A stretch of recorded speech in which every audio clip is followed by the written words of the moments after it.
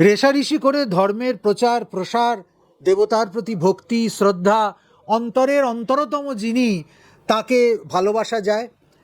যেখানে প্রতিযোগিতা সেখানে শ্রদ্ধা কোথায়? যেখানে প্রতিস্পর্ধা সেখানে শরণাগতি কোথায়? যেখানে ভোট ধর্ম সেখানে যথার্থ মানব ধর্ম কোথায়? জগন্নাথের রথ তো মানবের রথযাত্রা, ভগবানের মানবীয় লীলা।